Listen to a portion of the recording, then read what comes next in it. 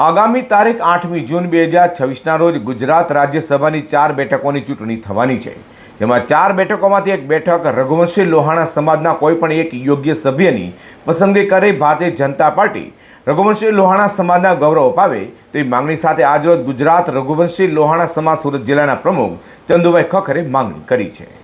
નમસ્કાર દર્શક મિત્રો, આગામી તારીખ 8મી જૂન 2026ના રોજ ગુજરાતની રાજ્યસભાની 4 બેઠકોની ચૂંટણી થવાની છે।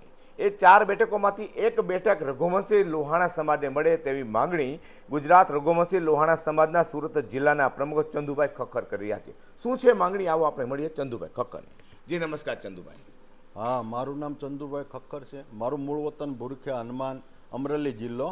હું છેલ્લા સુરતમાં 41 વર્ષથી સુરતમાં રહું છું અને ગુજરાત રઘુવંશી લોહાણા સમાજ જે અમારી આખા ગુજરાતની સંસ્થા છે એનું સુરત જિલ્લા અને સુરત શહેરનો પ્રમુખ છું।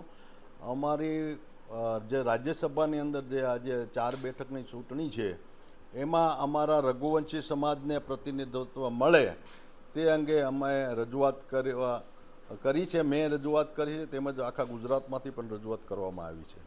ચંદુભાઈ, 25 લાખ જેટલા તમારા અહીંયા સભ્યો છે ગુજરાતની અંદર, તે માટે શું કહો છો? અમારા રઘુવંશી લોહાણા સમાજની વસ્તી ઓછામાં ઓછી ગુજરાતમાં 25 લાખથી વધારે છે અને બધા રાજ્યો કરતાં ગુજરાતમાં વધારે લોહાણા સમાજ વસવાટ કરેલો છે। અને હું પણ અહીંયા લગભગ 41 વર્ષથી અમારી લોહાણા સમાજ રઘુવંશીની લગભગ 22 જેટલી સંસ્થાઓ ચાલે છે। એમાં હું ઘણી સંસ્થાઓમાં પણ જોડાયેલો છું। આની પહેલાં 31 માર્ચના રોજ મારું જે અમારી ઇન્ટરનેશનલ સંસ્થા ચાલે લોહાણા મહાપરિષદ આખા વિશ્વ લેવલની, એમાં હું રિજનલ પ્રેસિડેન્ટ હતો સુરત શહેર અને સુરત જિલ્લાનો।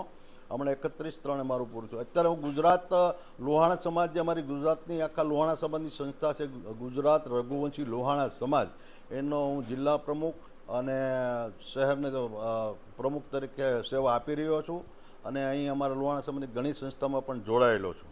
સુરતમાં આવ્યો ત્યારથી ભાજપમાં જોડાયેલો છું હું અને એ અરસામાં મારે માનનીય શ્રી આપણા વડાપ્રધાન શ્રી નરેન્દ્રભાઈ મોદી જ્યારે ગુજરાતના મુખ્યમંત્રી હતા ત્યારે 15/9/2010ના રોજ અમે ગણેશોત્સવનું આયોજન કર્યું જલારામ માનવ મિત્ર મંડળ દ્વારા।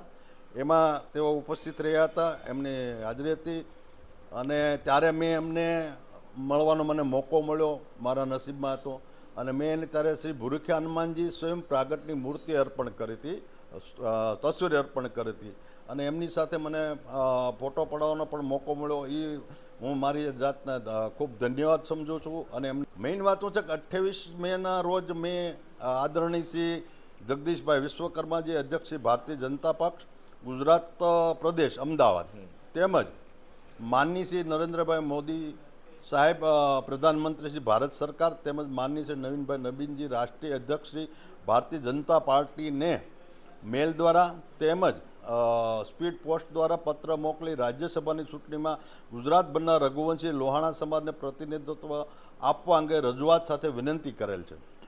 રઘુવંશી લોહાણા સમાજ વર્ષોથી રાજકીય રીતે ભાજપ સાથે જોડાયેલો છે। હાલ વિધાનસભામાં માત્ર એક જ રઘુવંશી લોહાણા સમાજની બેઠક ભાજપના ધારાસભ્ય તરીકે રઘુવંશી લોહાણા સમાજ અગ્રણી છે।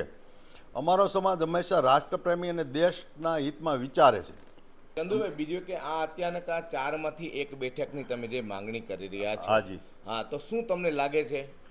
હવે અમારું તો એવું માનવું છે કે અમે બીજેપી સેટ બધા અગ્રણીઓને રજૂઆત કરી છે, મોવડી મંડળ સુધી અમારી રજૂઆત થાય અને અમને અમારી લાગણી અને માગણીને માન મળે એવી અમે ઈચ્છા રાખી છીએ। આટલા સમય પછી જ કેમ આગળ આ રઘુવંશી લોહાણા સમાજે આ માંગણી કરી છે?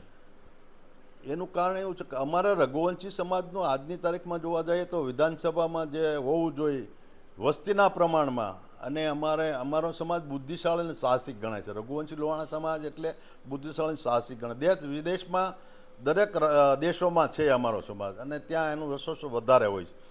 તો અમને એવું થયું કે ભાઈ આ વિધાનસભામાં આપણું નેતૃત્વ કેમ ઓછું છે એમ। આની પહેલાં ભૂતકાળમાં અમારા 5 રઘુવંશી લોહાણા સમાજના મંત્રીઓ પણ હતા, વિધાનસભામાં હતા, 5 મંત્રીઓ પણ રહી ચૂક્યા છે અને અધ્યક્ષ તરીકે પણ હિંમતભાઈ મુલાણીએ સેવા આપેલી છે। જો કદાચ તમને આ 4માંથી એક તમે જે માંગણી કરી છે ન આપે તો શું કરશે સમાજ?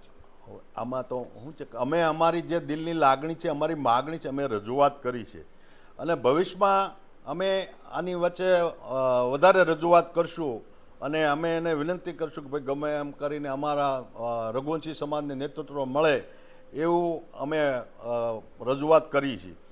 મને યાદ છે ત્યાં સુધી મેં કનુભાઈ આચાર્યને એક લેખમાં એક વાંચેલું કે ભારત દેશ આઝાદ થયો ને ત્યાર પછી મુંબઈ હતું. મુંબઈમાંથી આપણું સૌરાષ્ટ્ર રાજ્ય અલગ બનાવવામાં આવ્યું. સૌરાષ્ટ્ર રાજ્ય અલગ બનાવવામાં આવ્યું ને તો ત્યારે શું હતું કે આપણી તેજોરી ખાલી હતી, તો માણસોને પગાર ચૂકવવા માટે પણ પૈસા નહોતા.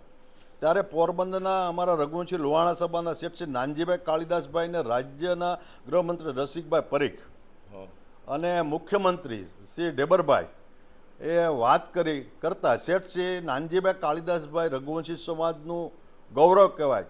તુરત જે સમયમાં એ વખતમાં એ વર્ષો પહેલાં સમયમાં 30 લાખ રૂપિયાનો ચેક એમણે કોઈ પણ દલીલ કર્યા વગર, નહીં વ્યાજ નહીં લોન કોઈ પૂછપરછ, 30 લાખ રૂપિયાનો ચેક સરકારને અર્પણ કરેલ. એટલે પહેલેથી રઘુવંશી સમાજ સરકાર તરફ આગળ વધે છે અને મદદ કરી રહ્યું છે. પહેલેથી જ રાષ્ટ્રપ્રેમ અને દેશ પ્રગતિની ભાવનાવાળો રઘુવંશી સમાજ છે. મિત્રો, આ હતા ચંદુભાઈ ખોખર.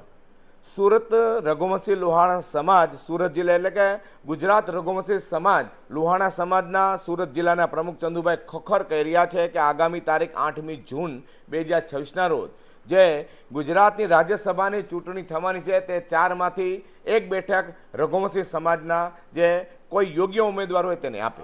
બસ એ રજૂઆત છે. જે ટનપંચલ માટે હું પ્રકાશવાળા કેમેરામેન શિવમ વાળા સાથે સુરત.